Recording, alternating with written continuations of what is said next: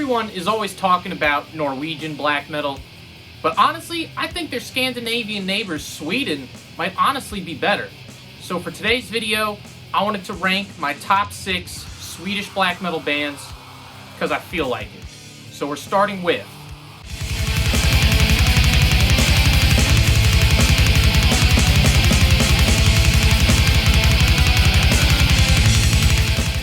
at number 6, give me VINTERLAND. Unfortunately, one and done when it comes to making albums, but I mean, what an album that they made. I feel like this was just tailor-made for me specifically, just super melodic and mystical sounding. The band started off in 1992, released some demos in 1994, but then they dropped their magnum opus, because it's their only opus, in 1996, Welcome My Last Chapter. And contrary to their Norwegian counterparts, they weren't really chasing rawness or heaviness or anything like that. You know, the production on this album is pretty good, at least by 1996 black metal standards. And this album is full of like acoustic guitar passages, a lot of like melodic kind of lead lines, and riffs that are more emotive than brutal.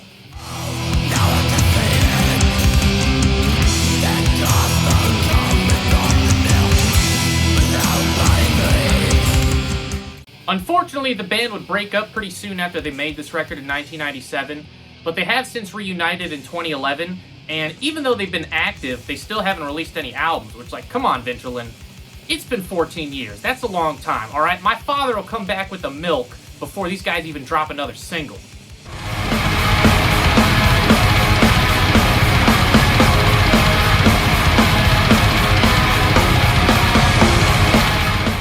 Up next, give me Dark Funeral, which is a very popular black metal band that I also find is somewhat maligned in metal discourse. The opinion that I hear most people say is that their debut, 1996's Secrets of the Black Arts, yeah, I was thinking Secrets of the Dark Arts, they think this album is pretty good and that everything else they've done is basically just worthless Norsecore. What's wrong with you people? You people are smoking dicks. And one of my favorite things about music is when you hear an album and then you can kind of hear how it influenced future bands. And when I listen to this album, I feel like I can hear how they influenced the Hexen, who is one of my favorite black metal bands of all time.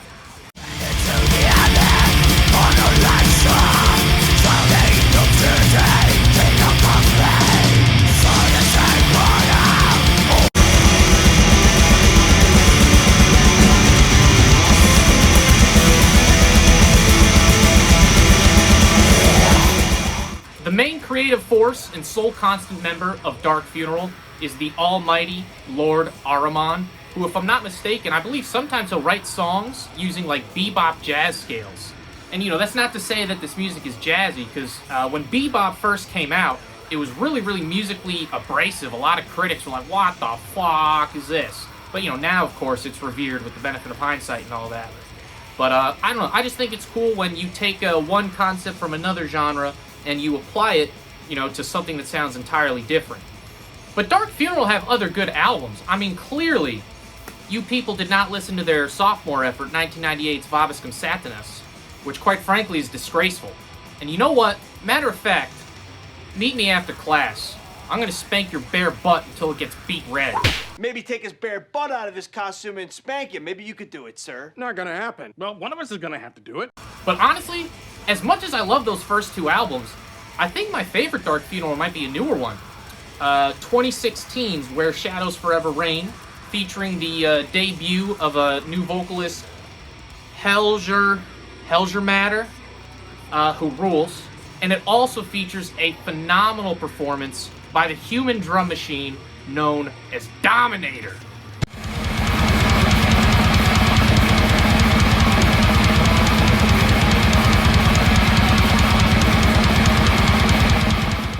Unchain My Soul, the lead single from the album, might honestly be my favorite Dark Funeral song ever.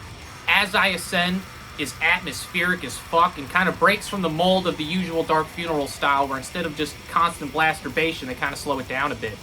And I first got into this album when I was in high school, and I was a little edgy shit back then, so I saw song titles like Nail Them to the Cross, I'm like, hell yeah.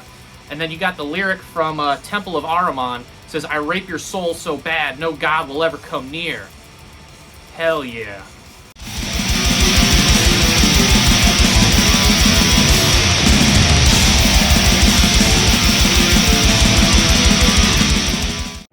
I've talked about Marduk a couple of times on this channel, but I just realized I never actually talked about any of the Legion albums. You know, I mean, I am a poser. I'm very upfront about that.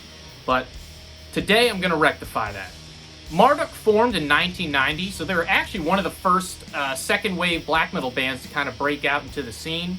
They released their first demo, the very emotive and moving demo by the name of Fuck Me Jesus, with this very beautiful album art. And, they say that a picture paints 1,000 words, something like that. There's a few words that come to mind when I look at this. So then Marduk dropped their debut, Dark Endless, which is kind of like a mixture of black and death metal. I don't know, they're probably still trying to find their sound.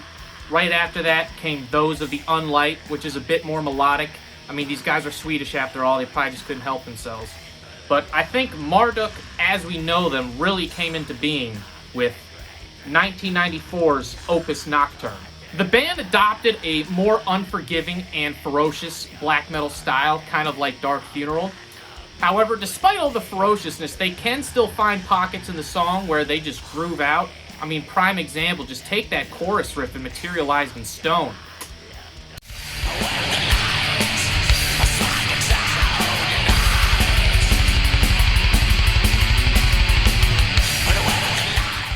But the first Marduk album that I actually ever purchased was 1996's Heaven Shall Burn When We Are Gathered, which I believe is a lyric from the Bathory song D's Irae or whatever. Look at that. Original pressing, people, only $15. And as I'm looking at this CD, I just realized I got some bonus tracks. Sex with Satan, Sodomize the Dead. Music is beautiful. Although my favorite album from the Legion era of Marduk, of course, 1999's Panzer Division Marduk, the rain and blood of black metal, just 30 minutes of unrelenting, Christ-raping, fist-fucking God's planet black metal.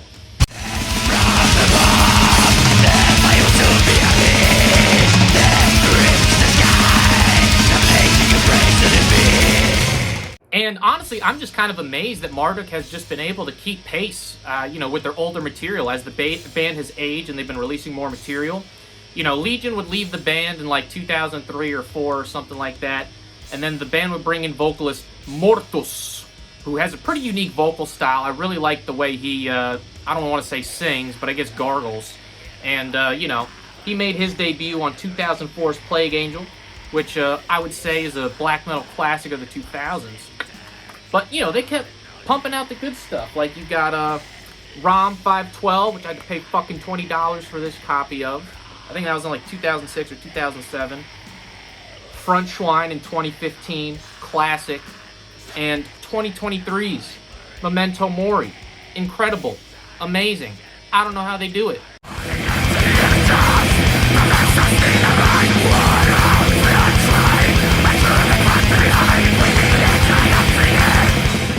And we're not going to talk about 2018's Victoria, alright? That album never happened. Alright, that album was just a psyop perpetuated by globalist demons. Alright, Pete, wake the fuck up, people. Come on.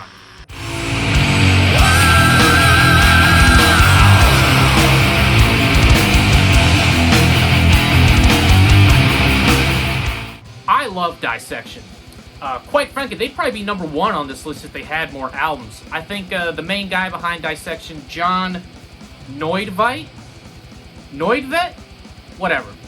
John Fortnite is a musical genius.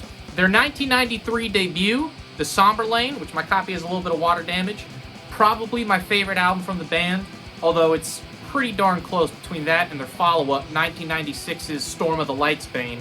This copy with no water damage, how about that? But I would say The Somber Lane is my favorite because it has my 2 favorite Dissection songs, the first 2 songs from this album, Black Horizons, which I did a drum cover of, by the way, and The Somber Lane, which has that ethereal, melodic, I guess chorus-sounding section that every time I hear it, it gives me goosebumps every time.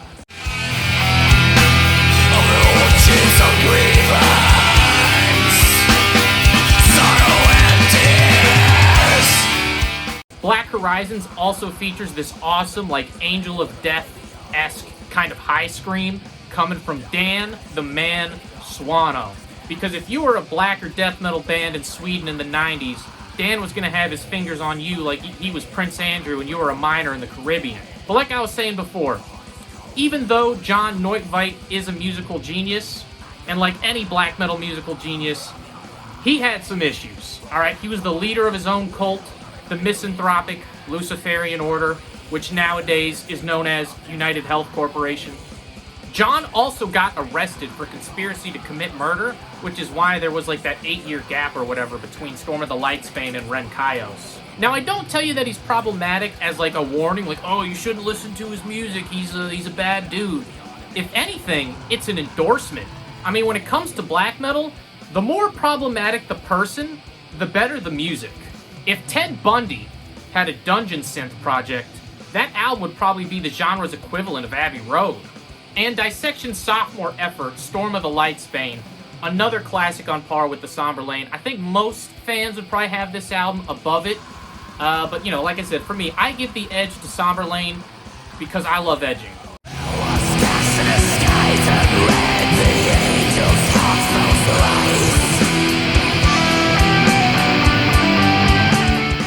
But after John got out of jail, he decided to reform Dissection, and he released their third and final album, Ren Kaios, which is stylistically different from the other two in the sense that it's not so much melodic black metal, but a bit more like black and roll. And because of that, it's seen as like the red-headed stepchild of the discography that people tend to leave out at family gatherings. Dragon of chaos, we evoke the almighty dragon force. Awaken now from your... And to be honest, I would say I agree with the consensus in that it is not the best album in the world, but it still has a few good songs that I like to come back to. You know, Black Dragon, Dark Mother Divine, God of Forbidden Light. Come on, people. Unfortunately, shortly after making this album, John Neutveit would take his own life. You know, apparently he was like surrounded by candles. He had like a satanic Bible or a grimoire open. And reason why he did that is that according to his satanic beliefs, you know, when you feel like you've reached your peak in life, you're at the peak of your powers, that's when you cross yourself out, not when you become old and decrepit. So that's why he did that. Kind of sucks. Would have liked to see more music, but it is what it is.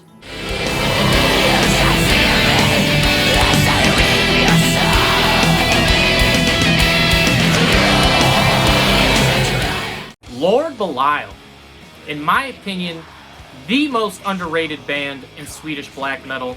You know, if I'm being honest, I think Dissection's music hits higher peaks than Lord Belial's, but since Lord Belial has so many more albums, I'm going to give them the edge, because I'm a sexual deviant. Their debut effort, Kiss the Goat, I don't know, it's decent, it's alright, definitely shows some promise, but I think this band really blew the lid off melodic black metal with 1997's Enter the Moonlight Gate and 1999's Unholy Crusade. The former is a bit more melodic, while the latter is definitely heavier, but still has some melodic stuff in it. You can tell immediately by like the bluish, purplish tint of this album that it's going to be a classic. Kind of like Vinterland, they have a lot of like acoustic interludes in some of the songs. They even have a whole just straight up acoustic song, Forlorn in Silence. And they also have some like very pretty female vocals intertwined in there. And my favorite song from this album is a song that has all of those elements combined. Path with Endless Horizons.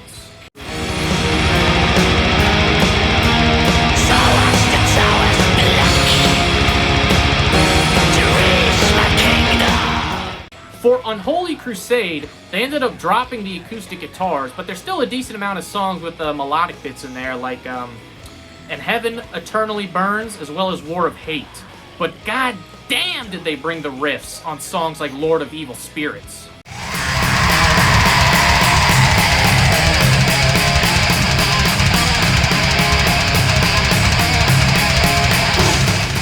2001's Angel Grinder, I would say, is a bit heavier and a bit darker than some of their previous work. And I think Lord Belial's latter output deserves a shout as well. I mean, me personally, I think, what is this, Revelation 7th Seal? I think this album is fairly underrated. I really love the song Death as Solution. It features these, like, kind of yelling, I guess, kind of vocals, which I know some people might find that off-putting, but I actually think it's really cool, brings out a lot of emotion into the songs. I can dig it.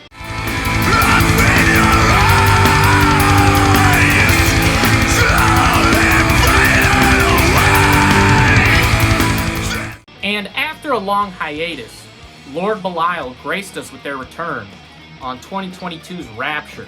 And it sounds like these guys did not even skip a beat, because this album rips. And they're due to release an album this year, I believe July 25th, 2025, which I think is the same day the new Sodom is coming out. So I mean, how about that? That'll be a nice release date.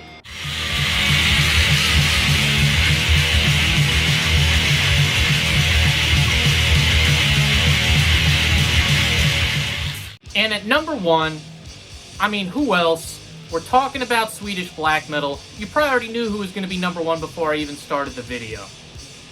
Bathory, the godfather of black metal. Quorthon, the enigmatic frontman behind Bathory. Now, the reason I call him the godfather of black metal is because, quite frankly, I do think Venom were, the first ones to actually do the black metal style. But Quorthon took that style and expanded it into new territories of heaviness and darkness. Bathory's debut is legendary. Even if you're not super into black metal, you've probably seen this iconic album artwork before, and in only 27 minutes, Quorthon cooked up one of the most iconic metal debut albums in all of history, combining his influences of Motorhead and Black Sabbath to get his sound. And probably also Venom, even though he denies he ever heard Venom, but I mean, come on.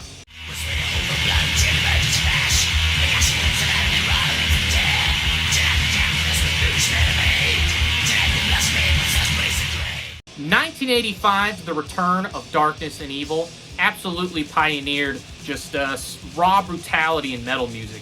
Super raw and visceral production. The playing can be a little sloppy. The drums might be a little bit out of time. But as a statement of intent, this album absolutely got the message across. I know a lot of Bathory fans will worship those first 2 albums, but for me, the god-tier Bathory albums are 1987's Under the Sign of the Black Mark and 1988's Blood, Fire, Death. I got a little bit of water damage on there, but whatever, it's fine. Under the Sign of the Black Mark starts off with the face-ripping Massacre, going into the heavy-ass Woman of Dark Desires, and then you get the spooky, doomy, keyboard-laden classic that is Called by the Grave, or Call from the Grave, I don't know. I'm a real fan.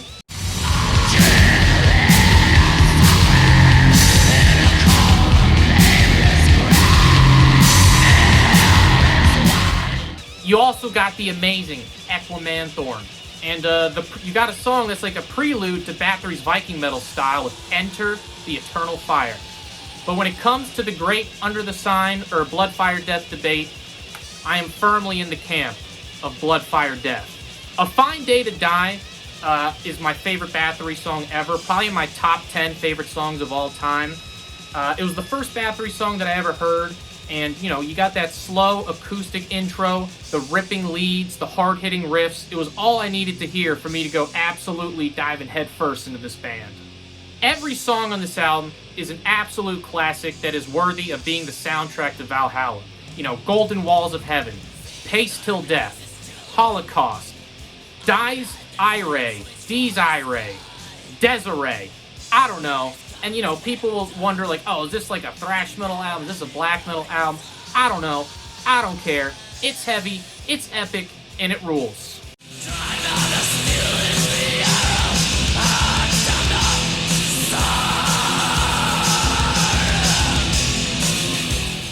Of course, Bathory would go on later to do their Viking metal style, as well as like a couple kind of thrash albums.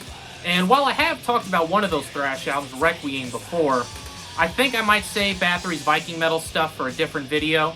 So with that being said, I'm going to wrap this video up because I got shit to do.